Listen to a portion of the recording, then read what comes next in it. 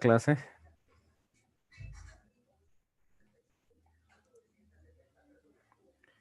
Perdónenme un segundito.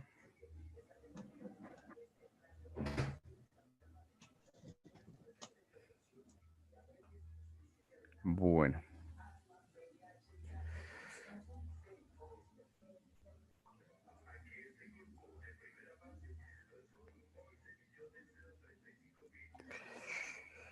Bueno, entonces estamos en la clase número 3 del módulo de Éxodo.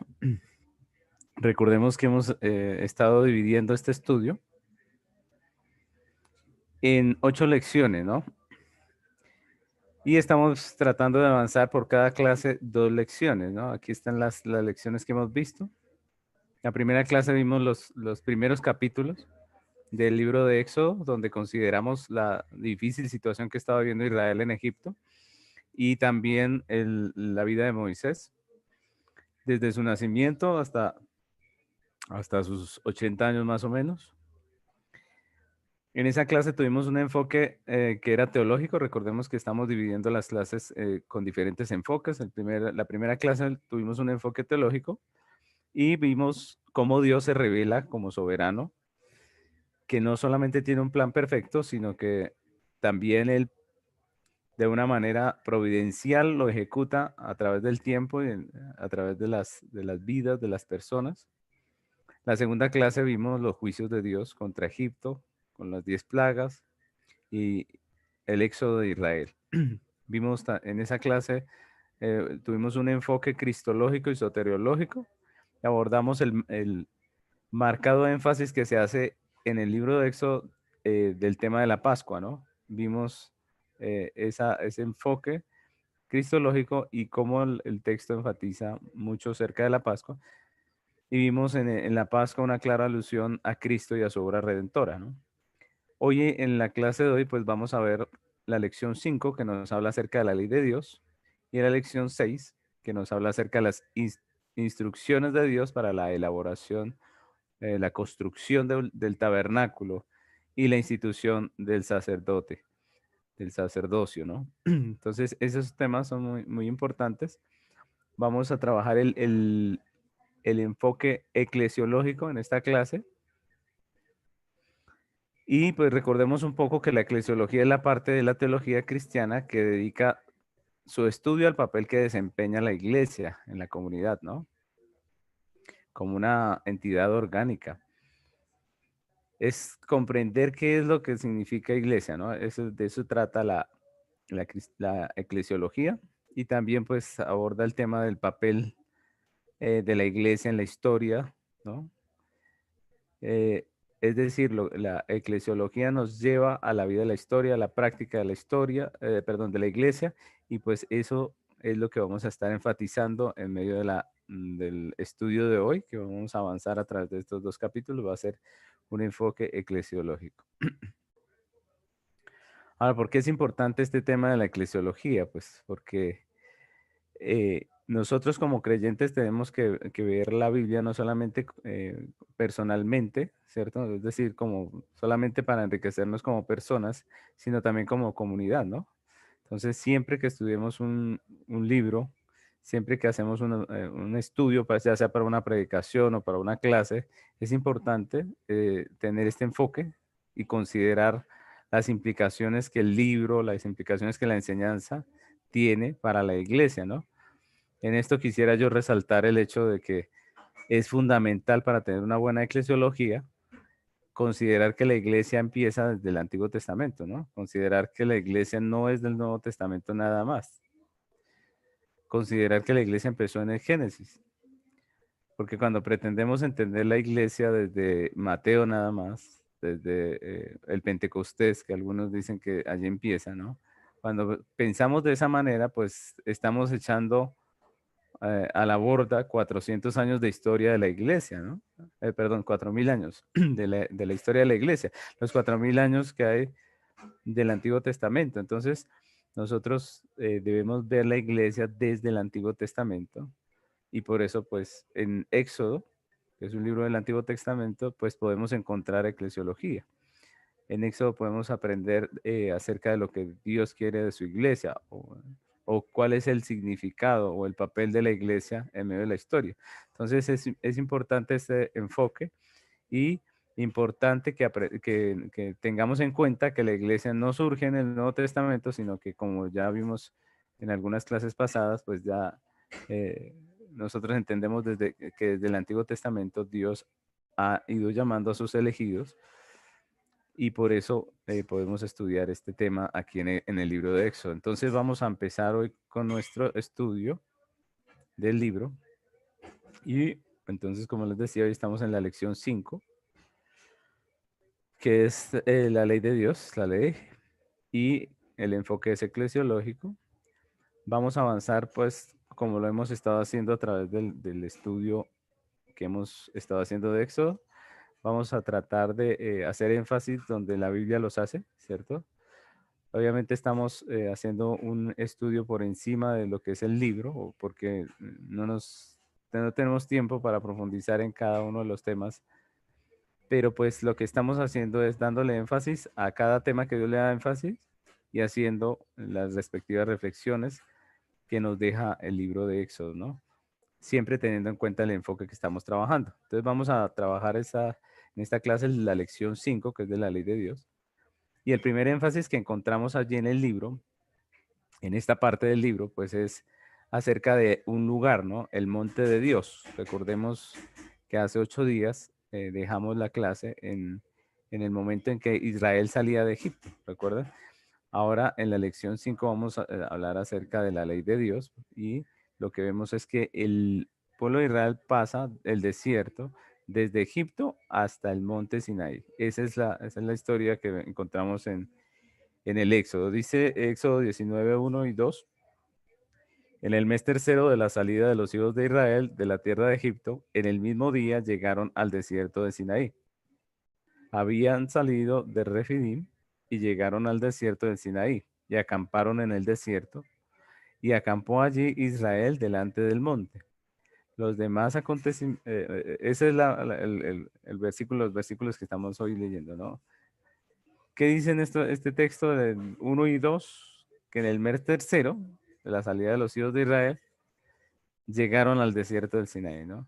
Y dice que acamparon al pie del monte, acamparon ahí nada más, ¿no? Entonces, lo siguiente que nos narra el libro de Éxodo es la llegada de los hijos de Israel hasta el monte Sinaí.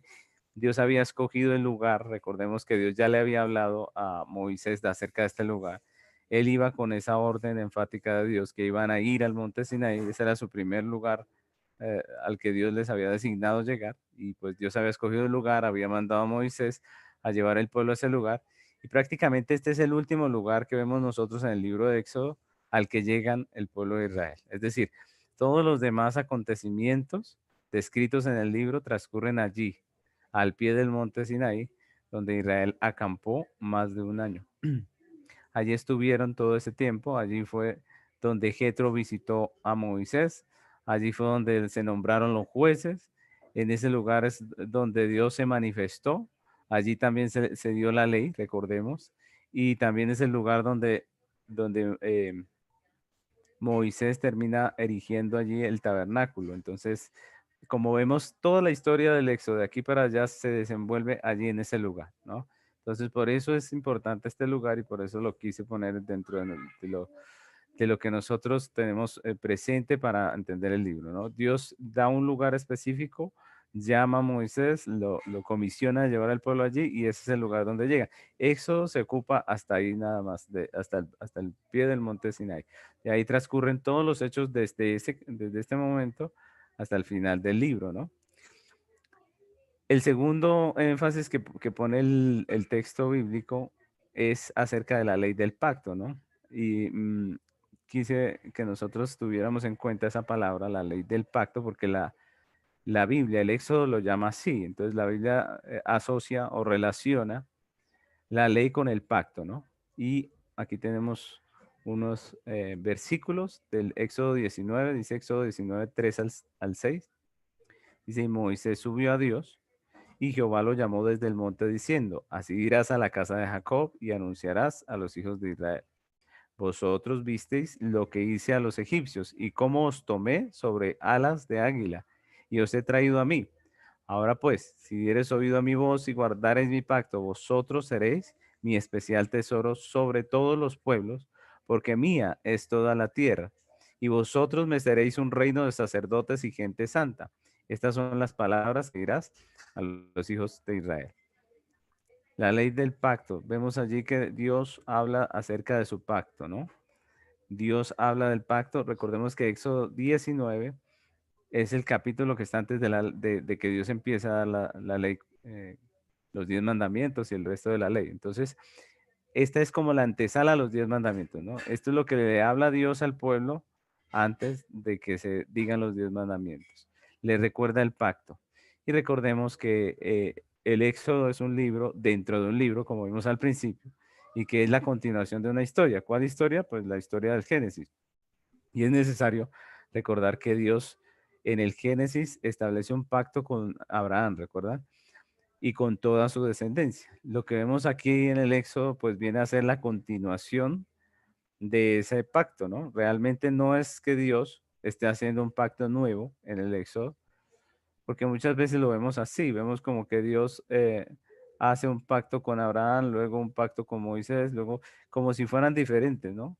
Pero realmente lo uno es continuación de lo otro y el texto lo dice. Entonces, cuando Dios habla a Moisés, él dice, yo soy el Dios de tus padres, Dios de Abraham, de Isaac y de Jacob. Y así sucesivamente, ustedes ven todos los pactos de la Biblia, siempre se nombra Abraham, Isaac y Jacob y siempre se enlaza uno con el otro porque al fin y al cabo, mis hermanos, el pacto es solamente uno, ¿no? Entonces, lo que vemos aquí es que la ley hace parte del pacto, ¿cierto? Y que ese pacto no es un pacto nuevo, es el pacto que Dios hizo con Abraham y que aquí en Éxodo se continúa, ¿no? Es una continuación, es más, es el cumplimiento. Si nosotros vemos parte de las promesas que Dios le dio a Abraham en el pacto, pues se vienen a cumplir aquí en el Éxodo, ¿no? Entonces la ley que va a anunciar Dios hace parte de ese pacto que el Señor hizo con su pueblo. Aquí tengo que hablarles acerca del pacto un poco y pues no quiero entrar mucho en materia porque yo sé que ese no es el tema de esta clase, ¿cierto? Obviamente no podemos irnos por ese tema, aunque es muy rico, ¿cierto? Hay muchas, se pueden hacer muchas preguntas acerca del pacto, pero pues no es la clase, ¿no? Pero sí quiero como dejar claro un asunto acerca del pacto porque la ley nos lo está mostrando aquí y la pregunta que nos podemos hacer esta noche es de qué forma la ley hace parte del pacto de Dios, ¿no? ¿De qué forma la ley hace parte del pacto de Dios? Y es una pregunta importante porque a veces en el cristianismo escuchamos que hay diferentes respuestas acerca de esto, ¿no? Esta pregunta es importante para la eclesiología, que es el énfasis que estamos haciendo hoy, porque tiene que ver con la manera en que la iglesia ve la ley, ¿no? ¿Cómo la iglesia ve la ley? Pues hay dos posturas, básicamente, en cuanto a cómo se ve cómo ve la iglesia la ley.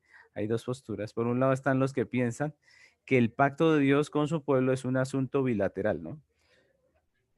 Es como un negocio, como un trato entre dos personas, ¿no? Como cuando una persona le dice a la otra, vamos a hacer un trato, ¿cierto? Yo hago esto, ¿cierto? Y recibo un beneficio y usted hace esto otro y recibe este beneficio, ¿no? Ese es más o menos el entendimiento de algunos, donde el cumplimiento del pacto, de ese pacto, pues depende del cumplimiento de lo establecido entre las dos personas. Por eso es bilateral, ¿no? Entonces, muchas personas creen que el pacto de Dios es así, es bilateral. Y la ley está ahí en medio, quiere decir que la ley determina si el pacto se cumple o no. Entonces es más o menos algo así como el gráfico que tenemos ahí, el que creen que es un pacto bilateral, que la ley es una condición para que haya pacto o una condición para que se dé el pacto y que depende de las dos partes. Es decir, estamos hablando de un trato donde si alguno de los dos falla, pues obviamente no hay ningún trato. Ese es más o menos el enfoque que le dan algunos a la ley, ¿no? Entonces dicen la ley es la condición de que haya, para que haya pacto, para que haya un pacto entre estas dos personas. Entonces, por un lado están los que piensan así.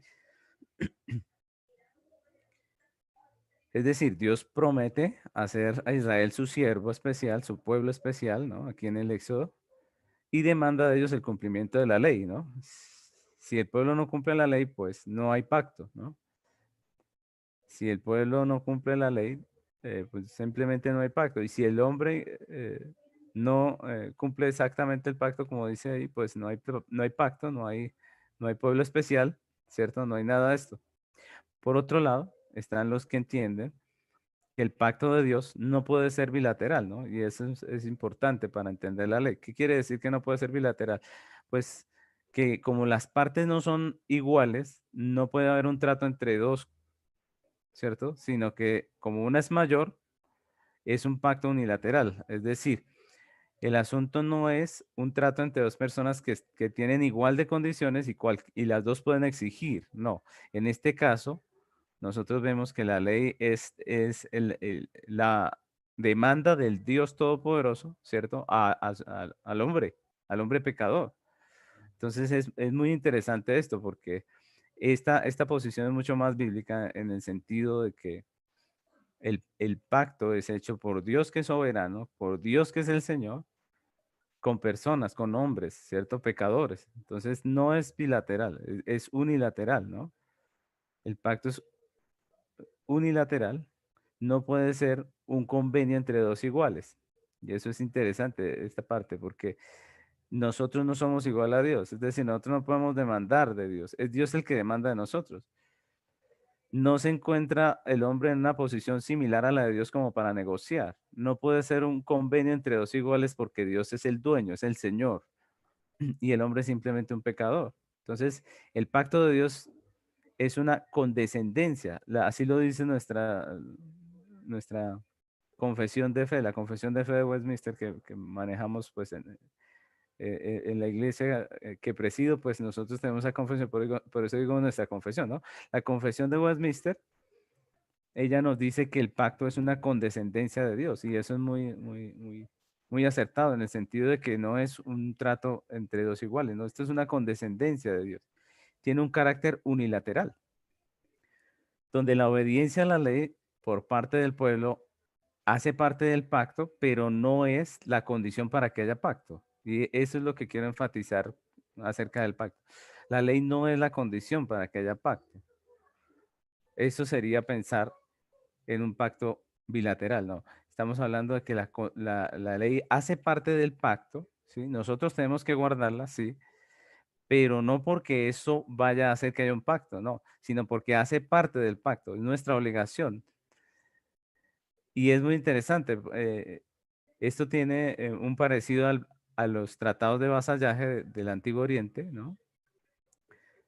En donde lo que se hacía era que cuando un rey ganaba, cuando un rey tenía el poder de un territorio, pues él llegaba y a sus vasallos les daba órdenes, ¿no? Y les daba una ley, y eso es interesante, ¿no? Estos tratados eran del tiempo del Éxodo, precisamente, y estos tratados establecía el rey que había ganado la batalla, establecía sus leyes, se las daba al pueblo que había conquistado, a sus vasallos, ¿cierto? Hacía una ceremonia donde les daba esa ley y no era opcional, es decir, no era la pregunta, no era, ¿lo hacen o no lo hacen? No, era una reunión donde se establecía esa ley y sencillamente ese pueblo que estaba bajo el dominio de ese rey, pues aceptaba obviamente los requerimientos y pues ese es más o menos lo que nosotros encontramos aquí en el Éxodo. Cuando nosotros leemos la ley en el Éxodo, encontramos que esa es más o menos la forma en que se maneja la ley, ¿no? Es decir, el rey está haciendo una exigencia al pueblo que está como vasallo suyo, y eso es importante. Si estuviéramos un poco con detenimiento en lo que es el capítulo 19 y 20 de Éxodo, pues nos daremos cuenta que la terminología de la ley allí, la forma en que Dios hace el pacto allí y establece su ley, pues es muy parecida a la de los tratados de vasallaje del Antiguo Oriente. ¿Por qué es muy parecida? Porque es lo mismo, es el soberano rigiendo sobre los vasallos. Es decir, hay una parte que es autoridad, que está por encima, ¿cierto? Y una parte que está allí subyugada, ¿cierto? Que está allí bajo sujeción. Y eso es lo que nos muestra la ley. Es decir, Este es el contexto de la ley. Si estudiamos con detenimiento estos capítulos 19 y 20, pues vamos a encontrar muchos elementos comunes a esos tratados. Si consideramos todas las partes de esos tratados de vasallaje que les digo, pues veríamos que todas las partes del tratado están establecidas también allí en el libro de Éxodo, y esa es más o menos la forma en que nos muestra Moisés lo que ocurre allí en el monte Sinaí cuando Dios da la ley. En estos tratados, el rey conquistador, de manera unilateral, estipula sus requerimientos. No está diciendo hagamos un trato, no. Él simplemente está dando sus requerimientos al pueblo que ha conquistado. Detalla los beneficios de guardarlo, de estar bajo la ley, y también los castigos de no guardar su ley. Eso era lo que hacía el rey cuando exponía estos tratados. Además de eso, pues él ponía todo esto por escrito y en una ceremonia pública lo leía y hacía que sus vasallos, pues obviamente aceptaran el compromiso, ¿no? Entonces, por tanto, la ley no es la condición para que haya un pacto. Y esto es importante, mis hermanos, ni para que Israel fuera redimida. Si nosotros vemos, todo el pacto estaba antes de la ley. Es decir, no hubo pacto gracias a la ley. No, el pacto estaba antes de la ley. Lo mismo no podemos decir que la ley era la condición para que ellos fueran redimidos, porque la clase anterior vimos esa redención de Dios primero antes de la ley, ¿cierto? Ni tampoco era la condición para que ellos fueran salvos. Consideremos que Dios los salvó del dominio egipcio, los rescató antes de que hubiese ley. ¿Y por qué es importante que les hable acerca de esto? Porque como ya les dije, esto tiene que ver con la manera en que la iglesia considera la ley. Algunos piensan que el Antiguo Testamento es diferente al Nuevo y que en el Antiguo Testamento los hombres se salvaban por guardar la ley y que en el Nuevo es por gracia. Y eso es precisamente por una mala consideración acerca de la ley, por pensar en la ley como una condición para salvación. Pero la Biblia nunca muestra que la ley sea así, sea eso, ¿no? Eso es equivocado. Dios le dio la ley santa al hombre pecador, no porque pretendía que el hombre fuera justificado a través de guardarla. Todo lo contrario, la ley le muestra al hombre su pecado. La ley le muestra al hombre que está condenado y le trae a Cristo. Es lo que la Biblia nos enseña acerca de la ley. Cristo es el único Salvador, el único mediador entre Dios y el hombre. No hay otro. No ha habido ni en el Antiguo Testamento ni en el Nuevo Testamento. Es decir, toda la historia de redención ha sido igual. Y lo dice el Nuevo Testamento, por ejemplo, en Romanos capítulo 3, versículos 20 al 23, dice así: ya que por las obras de la ley ningún ser humano, y es interesante ese texto, ¿no? Ningún ser humano, es decir, ni Antiguo ni Nuevo Testamento, ningún ser humano será justificado delante de él, porque por medio de la ley es el conocimiento del pecado. Pero ahora, aparte de la ley, se ha manifestado la justicia de Dios, testificada por la ley y los profetas. Miren que la ley y los profetas testifican de la justicia de Dios, es decir, de Cristo. Dice el 22, la justicia de Dios por medio de la fe en Jesucristo, para todos los que creen en Él, porque no hay diferencia, por cuanto todos pecaron y están destituidos de la gloria de Dios. Entonces, ese texto lo dice muy claro, ¿no? Nos muestra la ley que no podemos salvarnos a través del cumplimiento de ella. Lo dice el texto, ¿no? Lo dice Pablo en Romanos, ¿no? Nos muestra que esto ha sido así siempre, que ninguno ha sido justificado por las obras. Y nos muestra que el camino siempre ha sido Cristo, que ese Cristo dice del cual testificaron la ley y los profetas. Es decir, en la ley está Cristo, ¿cierto? En el Antiguo Testamento. En Éxodo está Cristo revelado. Y es lo que nos muestra este texto, ¿no? Entonces, como dice Pablo, ¿no? La misma ley testifica de Cristo. Por eso también se establecieron sacrificios, mis hermanos. Si nosotros nos damos cuenta, la ley em, no solamente fue haga esto y haga aquello, haga lo otro, no.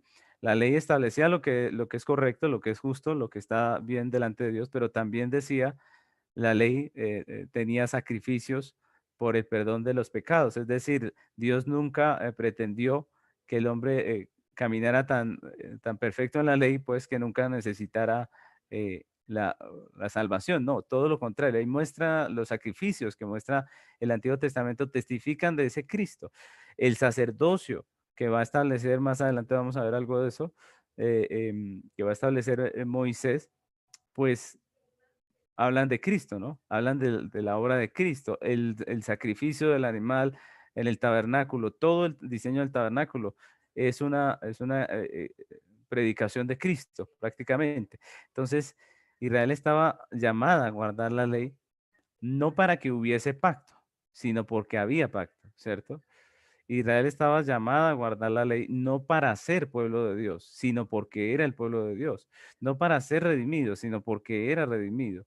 No para ser libre, sino porque era libre. Y esto me parece muy interesante, mis hermanos, porque es la manera en que la iglesia ve la ley. Muchos dicen, la ley era para el Antiguo Testamento, pero es una visión totalmente equivocada de la ley. Es decir, ellos piensan que en la ley se salvó todo el mundo antes de Cristo. Y no es así, ¿no? Nosotros tenemos que recordar que el Evangelio se predica desde Éxodo. Éxodo nos está predicando el Evangelio. Es decir, no necesitamos el nuevo para poder entender que Cristo era el que salvaba. Es más, el Antiguo Testamento era el Evangelio de los apóstoles, ¿no? Ellos tomaron el Antiguo Testamento para predicar a Cristo. Obviamente, en el Nuevo Testamento está revelado en plenitud Cristo. El Nuevo Testamento es una bendición para nosotros y es el que nosotros usamos para llamar a la gente a Cristo, pero en el Antiguo Testamento también está Cristo y también está su Evangelio y la ley también está allá y la ley también está en el Nuevo. Entonces es muy importante la manera en que nosotros vemos la ley. Y resalto ese punto, ¿no? El Éxodo nos muestra la ley como la ley del pacto, hace parte del pacto, ¿no? No es el medio para que haya pacto, no, sino que hace parte del pacto. Y eso me parece muy importante para nosotros como iglesia, ¿no? Otra cosa que podemos ver allí en la ley son los 10 mandamientos. Vamos a ver un poco de lo que vamos a encontrar allí en la ley, ¿no? Encontramos primeramente los 10 mandamientos, pues obviamente ya los conocemos, los hemos leído en Éxodo. Y quiero hablarles un poco de qué son esos 10 mandamientos, ¿no? Los 10 mandamientos son el resumen de la ley de Dios, ¿no? El resumen de la ley de Dios. ¿Por qué el resumen de la ley de Dios? Porque realmente nosotros vemos que la ley de Dios es muy extensa. Hay muchos más mandamientos que esos 10 mandamientos. Algunos piensan que la ley son los 10 mandamientos. No, la ley son todos los mandamientos que están allí en todo el Pentateuco. Aproximadamente tenemos 613 mandamientos en el Pentateuco, mis hermanos. Es muchos, muchos, muchos los mandamientos. ¿Qué son los 10 mandamientos? El resumen. El Catecismo Mayor de Westminster dice en la pregunta 98, ¿en qué se halla comprendida sumariamente la ley moral? O sea, ¿cuál es el resumen, cierto? ¿Cuál es la compilación de toda la ley? Dice, la ley moral se halla comprendida sumariamente en los 10 mandamientos que fueron pronunciados por la voz de Dios sobre el monte Sinaí y escritos por él mismo en dos tablas de piedra y están considerados en el capítulo 20 de Éxodo. Eso es lo que nos dice más o menos la pregunta 98 del catecismo, hablando de la ley moral. Y escribí la parte que quiero resaltar. La ley moral está resumida en los 10 mandamientos. Entonces, los 10 mandamientos son el resumen de la ley, ¿cierto? Y el resumen de esos 10 mandamientos, dijo el Señor en el Nuevo Testamento, que es el amor, ¿no? El amor, amarás a Dios con todo tu corazón, con todas tus fuerzas, ¿cierto? Y sí a tu prójimo. Entonces, en eso se resumen los 10 mandamientos. Eso es lo que nosotros vemos acerca de los 10 mandamientos. Ahora quiero hablarles de lo que sigue después de los 10 mandamientos. Entonces, esta parte que sigue después de los 10 mandamientos es llamado por muchos el libro del pacto. ¿Por qué el libro del pacto? Porque la Biblia nos habla acerca del libro del pacto. ¿Cierto? En Éxodo 24, 7 y 8 dice que así, dice, y tomó el libro del pacto y lo leyó a oídos del pueblo, el cual dijo, haremos todas las cosas que Jehová ha dicho y obedeceremos. Entonces Moisés tomó la sangre y roció sobre el pueblo y dijo, he aquí la sangre del pacto que Jehová ha hecho con vosotros sobre todas estas cosas. Entonces aquí vemos el libro del pacto. El libro del pacto viene a ser el libro que Dios le manda a escribir a Moisés, ¿no? Entonces, después del decálogo, el Señor dio más leyes civiles, sociales, religiosas para casos particulares que vienen a ser una detallada ampliación de los 10 mandamientos, ¿no? Es decir, estos 10 mandamientos estaban allí como los principios sólidos, inamovibles, pero obviamente que estos 10 mandamientos había que pasarlos porque estamos hablando del establecimiento de una nación, de que Dios está dando su ley a Israel, está formando una nación, ¿cierto?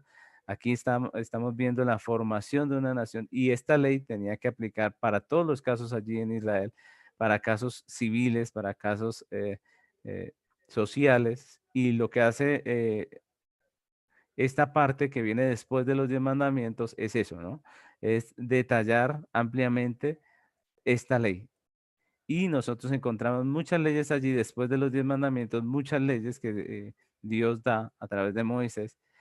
Esta ley más adelante se escribe en un libro y es llamada el libro del pacto y se lee delante del pueblo en una ceremonia pública, es lo que nos dice nuestro texto que acabamos de leer. Se hace una ceremonia pública, es muy parecido a los tratados de vasallaje que les decía ahorita, ¿no? Donde el rey decía su ley, pronunciaba su ley y los vasallos la recibían en una ceremonia pública. Y esto es lo que es prácticamente lo que se hace aquí en el libro del Éxodo, ¿no? Un ejemplo de estas leyes, yo quisiera que viéramos un ejemplo de cómo se amplía la ley en este libro, ¿no? Miren lo que dice aquí el texto de Éxodo 20:15. Éxodo 20:15 viene a ser el mandamiento, ¿no? El mandamiento del decálogo. ¿Qué dice este mandamiento? No hurtarás, ¿no? Está claro, no hay que robar. Pero en el libro del pacto, ¿cierto? En la ley que amplifica el resto de leyes, entonces vemos cómo se dan algunas claridades acerca de esta ley. Por ejemplo, en Éxodo 22:1 al 4 dice, cuando alguno hurtare buey o oveja y lo degollare o vendiere, por aquel buey pagará 5 bueyes y por aquella oveja 4 ovejas.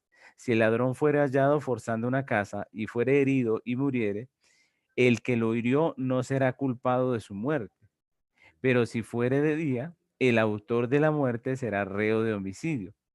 El ladrón hará completa restitución. Si no tuviere con qué, será vendido por hurto. Si fuere hallado con el hurto en la mano, vivo, sea buey o asno o oveja, pagará el doble. Entonces aquí está la sanción, ¿cierto? En el decálogo estaba la ley, ¿cierto? No hurtarás. En el libro del pacto, pues vienen a estar más especificado cómo funcionará todas estas leyes en el diario, en la vida común del pueblo de Israel, ¿no? En la vida de los hijos de Israel. Entonces es muy importante ese libro del pacto, ¿no? Porque ese libro viene a aclarar, viene a traer mucho entendimiento de lo que Dios demanda. Por ejemplo, en este caso, aquí nos dice, ¿qué pasa si una persona roba, no? Ahora, ¿qué pasa si roba y es encontrada? ¿Cierto? Él nos da mucha claridad en muchos aspectos. Entonces, eso viene a ser el libro del pacto. Luego viene otra parte que también es muy importante y es que quiero que hagamos un ejercicio, ¿no? En esta clase, ¿no? Y el ejercicio es eh, preguntarnos nosotros lo que hoy en día muchos se preguntan, ¿no? Hay muchas controversias acerca de la ley, ¿no? Y hay dos posiciones que tengo allí puestas que se ven hoy en día, ¿no? La pregunta es, ¿debe la iglesia guardar la ley? ¿Cierto? Ya vimos un poco acerca de cómo el creyente debe ver la ley, pero esta pregunta se la hacen muchas personas y muchas iglesias. Estamos hablando de eclesiología y estamos hablando de la ley. Pues esta es una pregunta que se la hacen muchas veces las personas. ¿Hay que guardar la ley? Entonces, por el mismo mal entendimiento que tenemos de la ley, algunos dicen esto era del Antiguo Testamento, ahora en el Nuevo estamos libres, ¿no? Prácticamente de la ley, es lo que dicen algunos. Entonces, yo quiero mostrarle estas dos posturas para que reflexionemos un poco acerca de esto, ¿no? En cuanto a esta pregunta, pues hay dos extremos y estos son los que tenemos allí, ¿no? Por un lado está el antinomianismo, que enseña que los cristianos están totalmente libres de la ley moral, tal como Moisés la estableció, ¿no? Ellos dicen que Cristo ya pagó, que ya nosotros estamos en la iglesia del Nuevo Testamento, que quiere decir que ya no tenemos nada que ver con esos mandamientos. Recordemos que hemos visto que Dios dio 10 mandamientos, pero aparte hay más de 600 mandamientos más. Entonces algunos simplemente dicen, eh, Cristo pagó en la cruz, ya no estamos obligados a guardar la ley, ¿no? Y esta doctrina, esta enseñanza, pues prácticamente dice que todo se vale, ¿no? Dice que no se debe exigir al creyente que guarde los mandamientos. Y entonces ahí tenemos iglesias libertinas, ¿no? Y está el otro extremo, por el otro lado, que es el legalista, ¿no? Y el extremo legalista o la doctrina legalista es la que enseña que el hombre se puede ganar la salvación o la puede guardar, la puede preservar a través de la obediencia a la ley. Entonces estos que piensan de esta manera, pues exigen el pleno cumplimiento de la ley, desconociendo la realidad del pecado del hombre, ¿no? O sea, estas personas legalistas pretenden que el hombre viva 100% de acuerdo a la ley, ¿no? Y nosotros sabemos que el hombre es pecador, ¿no? Incluso Pablo nos habla acerca del pecado que mora en nosotros, los creyentes. Entonces, los dos son extremos que no están de acuerdo a lo que la Biblia dice. En realidad, el creyente sí está llamado a cumplir la ley de Dios, sí está llamado a observar los mandamientos, pero no como un pacto de obras, ¿cierto? No como un medio para salvarse.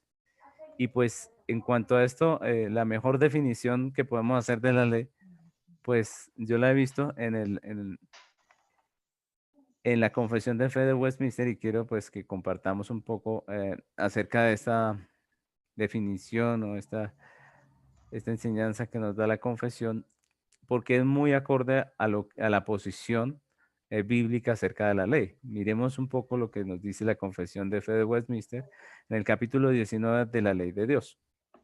Dice aquí así. Dice, aunque los verdaderos creyentes no están bajo la ley como un pacto de obras para ser justificados o condenados, esto dice la primera parte, ¿no? El creyente no está bajo la ley como un pacto de obras para ser justificado o condenado, ¿cierto? No lo está ahorita, pero tampoco lo está en el Antiguo Testamento. Nunca lo ha estado, ¿cierto? Porque la ley no es el medio por el cual nosotros somos salvos, por guardarla nosotros, ¿cierto? Sino por la obra de Cristo, ¿no? Es por la obra de Cristo perfecta que nosotros podemos tener salvación, ¿no?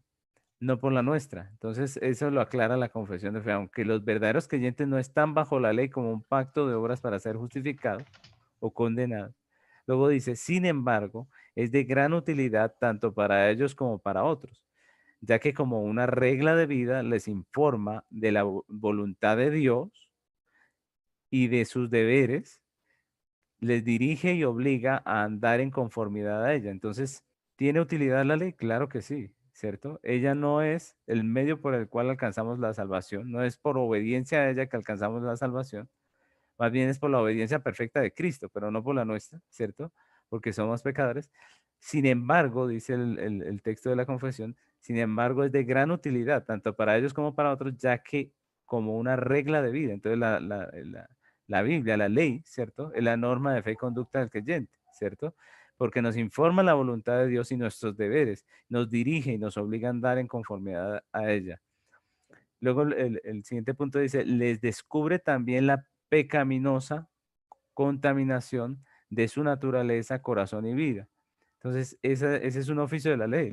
Siempre que estamos delante de la ley, pues somos confrontados. Siempre que estamos delante de la ley, pues vemos que en nosotros hay manchas, que no somos eh, perfectos delante de Dios. Vemos nuestra suciedad. Somos como cuando Isaías estaba delante de Dios, ¿no? Dice que él vio sus manchas, su suciedad. Él dijo, estoy muerto. Prácticamente la ley hace eso, ¿no? Cada vez que estamos expuestos a su ley, a esa palabra de Dios, pues descubre nuestra pecaminosa contaminación. Luego dice, de tal manera que cuando ellos se examinan delante de ella, pueden llegar a una convicción más profunda de su pecado y a sentir humillación por él y un odio contra él. Entonces, miren, este es parte de lo que es la ley, ¿no? Fue así en el Antiguo Testamento, fue así cuando En los textos del Antiguo Testamento vemos que la iglesia leía la ley, por ejemplo, en el momento que Esdras, después de que vuelve Israel a su tierra, y Esdras empieza a leer la ley, dice que cuando ellos están escuchando la ley, ellos empiezan a ser quebrantados, se humillan delante de Dios, lloran porque saben que lo que hicieron estuvo en contra de lo que Dios establece, se arrepienten. Allí en medio de todo esto es parte del oficio de la ley. La ley nos muestra nuestros pecados, nos hace entender, mis hermanos, lo que somos nosotros, nos hace entender nuestra pecaminosa condición. Dice, junto con una visión más clara de la necesidad que tienen de Cristo y de la perfección de su obediencia. Entonces, esta es una parte muy importante y es de las más importantes en la ley, en el sentido de que nos lleva a Cristo, ¿no? La ley nos humilla, nos muestra nuestra condición pecaminosa y nos lleva a Cristo. ¿Nos lleva a Cristo cuándo? ¿En el Nuevo Testamento? No, en el Antiguo también, ¿cierto? Nos lleva a Cristo en el Antiguo también, porque en el Antiguo, recordemos que la ley le muestra el pecado a los hijos de Israel y ellos tienen que venir con una ofrenda delante de Dios, con un sacrificio. Así que la ley siempre ha sido lo mismo, la iglesia funcionaba igual. Recordemos que aunque hay dos tiempos, dos dispensaciones, vienen a ser el mismo pacto, ¿cierto? Viene a ser el mismo pacto. La una es simplemente Cristo, el pacto prometido, y la otra es Cristo, el pacto cumplido, ¿no? Pero vienen a ser lo mismo, el mismo pacto. Sigue nuestra confesión diciendo, también la ley moral es útil para los regenerados para restringir su corrupción, puesto que prohíbe el pecado. Y eso es importante. La ley es importante porque prohíbe el pecado, nos detiene, nos pone una tranca, una barrera. Dice, y las amenazas de ella sirven para mostrar lo que merecen aún sus pecados, porque todavía merecen castigo, y qué aflicciones pueden esperar por ellos en esta vida, aun cuando estén libres de la maldición con que amenaza la ley. Entonces, ¿estamos libres de la condenación como creyentes? Sí. Es decir, a través de la obra de Cristo nosotros hemos recibido salvación, pero el pecado aflige al creyente que lo practica, claro, que peca, claro que sí, ¿no? Los pecados siempre traerán aflicción, los pecados siempre traerán eh, llanto, tristeza. Y es lo que la ley hace, la ley nos expone, no solamente nos habla de la condenación, sino de todas las dificultades, todas las aflicciones, como dice ahí el texto de la confesión, todas las aflicciones que vienen al hombre precisamente por rebelarse contra la ley. Nosotros leemos en Deuteronomio las maldiciones de la desobediencia, vemos una cantidad de material en la Biblia que nos muestra cómo muchas personas y pueblos, en este caso Israel en muchas ocasiones, que se levantaron en contra de lo que Dios dice, pues recibieron el castigo de Dios, ¿no? Entonces, también la ley nos habla de las promesas de ella. Dice aquí después del 7 dice, las promesas de ella de un modo semejante manifiestan a los regenerados que Dios aprueba la obediencia y cuáles son las bendiciones que deben esperar por el cumplimiento de la misma. Entonces Dios a través de la ley muestra que Él aprueba la obediencia y nos muestra cuáles bendiciones podemos esperar, ¿no? ¿Qué nos espera por guardar la ley? Porque hay recompensa, ¿cierto? La Biblia nos muestra todo el tiempo esa recompensa. Dice después del punto 8 dice, aunque no se deba a ellos por la ley como un pacto de obras, como ya aclaramos al principio, así que si un hombre hace lo bueno y deja de hacer lo malo, porque la ley le manda aquello y le prohíbe esto, no es evidencia de que esté bajo la ley, sino bajo la gracia. Y esa es una forma muy interesante en que termina la confesión, esta parte, porque es prácticamente como una aclaración a lo que algunos dicen, ¿no? Cuando a veces en las iglesias, cuando alguien habla de un mandamiento, cuando alguien expone un mandamiento, entonces le dicen legalista, ¿no? Legalista porque predica la ley, legalista porque habla de la ley de Dios. Pero como vimos hace un rato, el legalista no es el que habla de la ley de Dios. La ley de Dios hay que seguirla predicando, hay que seguirla enseñando. El legalista es el que cree que puede llegar a salvarse por medio de las obras de la ley, ¿cierto?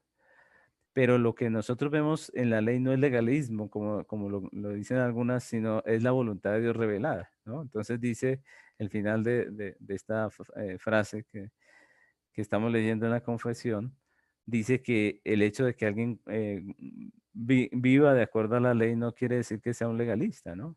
No quiere decir que esté bajo la ley, sino bajo la gracia, ¿no? Es decir, todo el tiempo podemos decir que la iglesia estuvo bajo la gracia, todo el tiempo la iglesia estuvo bajo la gracia. Todos los salvos fueron salvos por medio de la gracia y ninguno se salvó por sus buenas obras. Entonces eso es importante, mis hermanos, porque esto nos pone en el punto que debemos mirar la ley, ¿no? La forma en que la debemos mirar, tanto dentro del Éxodo como hoy en día como iglesia, ¿no? Nunca la ley, nunca el guardar la ley, la obediencia a la ley salvó al pueblo de Israel o a la iglesia, ¿no? Sino más bien lo que podemos decir es que Dios por su gracia soberana salva a su iglesia, ¿cierto? Y obviamente que hay una ley que nos demanda a nosotros, sus hijos, su pueblo, ¿cierto? Estamos llamados a obedecer a Dios, no para ser de Dios, sino porque somos de Dios. Estamos llamados a obedecer su ley, no para ser eh, salvos por Él, sino porque somos salvos por Él, ¿no? Y eso es andar en gracia. Entonces, esto es importante porque, mis hermanos, cuando yo estoy estudiando Éxodo, pues lo que yo veo del capítulo 20 en adelante son leyes, ¿no? Del capítulo 20 hasta el 24 más o menos es una ley tras otra y tras otra y tras otra, y son leyes y leyes y leyes, ¿no? Y hoy en día, pues algunos dirían que es legalismo predicar acerca de esto, pero los principios que nosotros encontramos ahí están vigentes para todos, para la iglesia. Todo lo que nosotros encontramos allí en la ley está vigente todavía hoy, ¿no? Claro que cambia el contexto, ¿no? Cambia que hoy en día no somos un pueblo agrícola, ¿cierto? Que hoy en día nosotros no tenemos asnos o bueyes como usaban ellos. Hoy en día tenemos otras cosas, pero sencillamente la ley sigue siendo válida. El robo sigue siendo pecado. El Hijo de Dios debe ser honesto en sus negocios. Todas esas cosas hacen parte de la ley y deben ser respetadas por el creyente, ¿no? Nosotros no podemos llegar a pensar que la iglesia está libre de todas estas cosas. Todo lo contrario, es triste, mis hermanos, que la ley hoy en día no se predique, en el sentido de que muchos de los principios de la ley son necesarios para la iglesia de hoy. Hoy en día, desafortunadamente, la iglesia se ha vuelto muy religiosa y resumen su cristianismo a ir a una congregación, a cantar unos himnos, ¿cierto? A dar una ofrenda en la congregación, pero la ley nos enseña la justicia, nos habla acerca de que nosotros debemos ser honrados en nuestra manera de proceder, nos habla de que debemos ser justos, ¿cierto? Con los demás, con las personas. Y eso son cosas que a veces brillan por su ausencia en medio de la iglesia del Señor, ¿no? Es desafortunado que hoy en día muchos vean la ley como algo lejano, sus principios como algo que están aparte, que están en Éxodo como para el pueblo de Israel, y no nos damos cuenta que esa ley es parte de nuestro evangelio, es parte de lo que nosotros tenemos en la Biblia como alimento para nosotros, ¿no? Entonces, eso es importante, mis hermanos. Entonces, podríamos terminar esta parte diciendo que nosotros sí estamos llamados a vivir conforme a lo que la ley dice. Si nosotros miramos, por ejemplo, en todo lo que es el Nuevo Testamento, encontramos eh, a Pablo hablando muchas de las cosas que nosotros encontramos en la ley, ¿no? Pablo dice, por ejemplo, el que hurtaba, no hurte más, sino trabaje para que tenga que dar a la persona que está en necesidad. Miren, ese es el mismo principio del Éxodo. Son los mismos principios que están en el Éxodo. Todo el Antiguo Testamento, incluso antes de la ley, vemos que Dios sigue siendo el mismo, sus principios siguen siendo los mismos, ¿no? Desde que vemos la historia de redención, pues Dios siempre ha sido el mismo. El guardar el sábado es algo que empezó en Génesis, no en Éxodo, ¿cierto? El guardar el día de reposo. Todo esto hace parte de lo que la Biblia dice, lo que la Biblia enseña, y por eso nosotros tenemos que predicarlo todo el tiempo, ¿no? El cristianismo no se puede reducir a cantar, no se puede reducir a orar y ya, ¿no? El cristianismo debe ser un camino de justicia, de vivir de acuerdo a lo que Dios dice.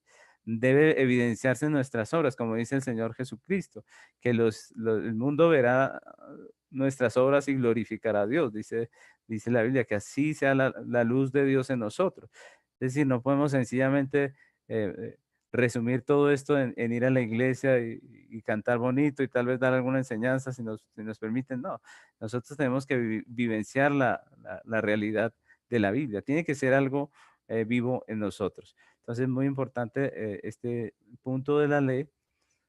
Obviamente, si nosotros nos vamos al texto, pues encontramos todas estas leyes que son aplicables todavía a nosotros como personas, a nosotros como creyentes y que nos enriquecen la vida como parte de la iglesia del Señor, ¿no? Todo el tiempo Dios nos ha bendecido a través de su ley.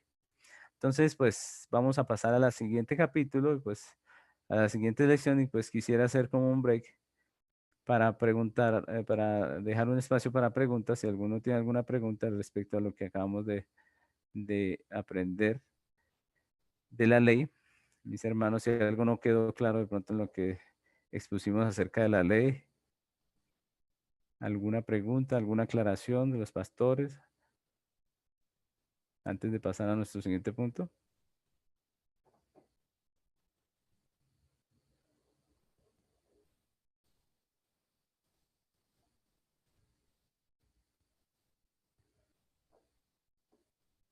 ¿Todo bien? ¿Todo claro? Bueno, entonces pasemos a nuestra lección 6, que es acerca del santuario y el sacerdocio. Entonces, en el capítulo 24 de nuestra Biblia, pues Dios había ordenado a Moisés subir al monte. Recordemos que después de que se da la ley, después de que Moisés da la ley, es cuando Dios les llama a subir al monte. ¿No? Algunos que no tienen mucha relación, se han relacionado mucho con el libro de Éxodo, piensan que la ley ya fue dada por Dios a través de Moisés con las tablas, ¿no? Es decir, como que primero fueron las tablas y luego la ley que tenemos en Éxodo, pero la realidad es que Dios primero le da la ley al pueblo, ¿no? Es Dios el que le da la ley al pueblo y luego sí le dice a Moisés que suba al monte, ¿no? Y esto lo encontramos allí en el capítulo 24, donde Dios le habla a Moisés, le ordena subir al monte, donde le promete darle dos tablas, ¿cierto? De la ley y otras directrices acerca de la elaboración del tabernáculo. Entonces, allí es donde entra esta parte del santuario del sacerdocio. Vamos a ver esta primera parte que habla acerca de las instrucciones para el santuario, ¿no? Desde el capítulo 25 hasta el 31. El libro de Éxodo narra las directrices que Dios da a Moisés con respecto al tabernáculo. Entonces, esta parte, lo que hace Dios es decir, darle la orden a Moisés allá en el monte, ¿no? Él está en el monte, el pueblo le está esperando abajo y en el monte Dios le da el diseño del tabernáculo. Recordemos que el tabernáculo cumplía una función según Éxodo, según lo que leemos ahí en Éxodo, la función de proveer un lugar donde Dios pudiera habitar entre el pueblo. Recordemos que Dios diseñó que Israel viviera o pusiera sus tiendas alrededor de ese centro que era el tabernáculo. El tabernáculo iba a estar en el centro y las tribus iban a estar alrededor. Y ese fue el diseño al principio, ¿no? Y era el lugar donde Dios se iba a manifestar, donde Dios iba a estar con su pueblo, ¿no? Y si nosotros nos damos cuenta, el texto aquí que tenemos en la pantalla nos habla un poco de esto, ¿no? Éxodo 25, 8 y 9 dice, y harán un santuario para mí, y habitaré en medio de ellos, conforme a todo lo que yo te mostré, el diseño del tabernáculo, el diseño de todos sus utensilios, así lo haréis. Estas son las palabras de Dios para Moisés allí, ¿no? Le habla específicamente de hacer un santuario y le dice para qué el propósito era habitar en medio de ellos. Dice, conforme a todo lo que te muestre, el diseño del tabernáculo, el diseño de todos sus utensilios, así lo haréis. Y es interesante porque el mobiliario, los utensilios, los materiales que se usaron allí, la manera en que debía ser elaborado cada cosa, pues todo lo estipuló el Señor. Si nos damos cuenta, todo fue exactamente puesto por Dios. Dios dijo la medida de cada cosa, incluso la medida, el material de los clavos con los que iban a ser sostenidas las cortinas, todo eso era exacto, ¿no? El material que debía usarse en cada cosa, no todo fue del mismo material. Se usaron diferentes clases de telas o de pieles y fue específica cada cosa, dónde iba a ir y cómo iba a ser, ¿no?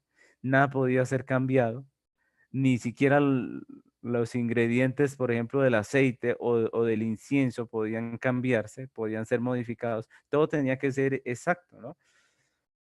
Y eso es interesante, ¿no? Porque vemos que Dios no deja nada al azar. Dios dice exactamente cómo debía ser puesto, dónde debía ser puesto, de qué manera debía ser elaborado.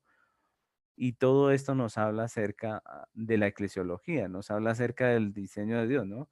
Nos habla acerca de la adoración, del culto a Dios. Y nos muestra que lo importante en el culto a Dios no es ser creativo, sino ser obediente, ¿no? Y eso es muy importante. Estamos hablando de eclesiología dentro del libro de Éxodo. Y esto nos muestra que como creyentes, en cuanto a la adoración pública, pues nosotros debemos ser más obedientes que creativos. Es decir, nosotros no podemos estar diseñando o pensando qué vamos a hacer o cómo lo vamos a hacer, sino que Dios ya nos dijo cómo, ya nos dio un cómo. No estamos llamados a inventarnos la manera en que debemos hacerlo, ¿no? Eso ya está establecido, Dios ya lo estableció, Dios ya lo dio. Dios no dice, no simplemente dice, adórenme como puedan, o miren a ver qué sacan para adorarme, no, Dios diseña las cosas, ¿cierto? Elabora una imagen y es lo que le muestra a Moisés allí en el monte Sinaí acerca del tabernáculo, ¿no?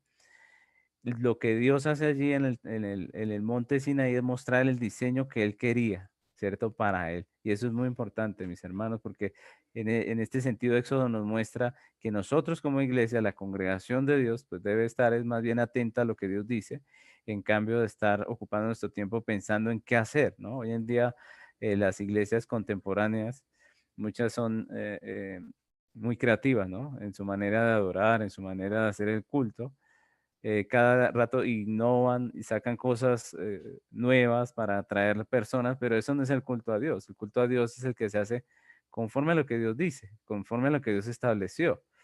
Es el culto de siempre, el culto del pueblo de Dios. Adoramos al Dios de siempre, al mismo Dios, al Dios soberano, al de toda la vida, con la misma Biblia, ¿no? Ha habido el caso de que en algunos países en que el evangelio se ha ido perdiendo entre las iglesias mismas, pues incluso han decidido leer otro libro para no estar leyendo las mismas historias de siempre. Imagínense ustedes, o sea, realmente hemos llegado al colmo de innovar que algunas iglesias han sacado la Biblia. Pero todo esto lo que nos muestra es que el hombre intenta en su manera hacer la obra de Dios, ¿no? La obra de Dios se hace como Dios manda, ¿no? Con lo que Dios mandó. Y Dios nos está mostrando a través del diseño del tabernáculo, de lo rígida que es el diseño, de lo exacto, que lo que Dios está pidiendo en nosotros no es creatividad, sino obediencia, ¿no? No está pidiendo que innovemos, sino que hagamos su voluntad. Y eso para nosotros debe ser muy claro. Desafortunadamente muchas iglesias piensan que la innovación es el secreto del crecimiento y puede que crezcan físicamente hablando en número, pero eso no es lo que Dios ha establecido para su iglesia. Nosotros vemos muchos ejemplos en la Biblia. Nada más podemos ver cuando Nadab y Abiú dice que quemaron fuego extraño.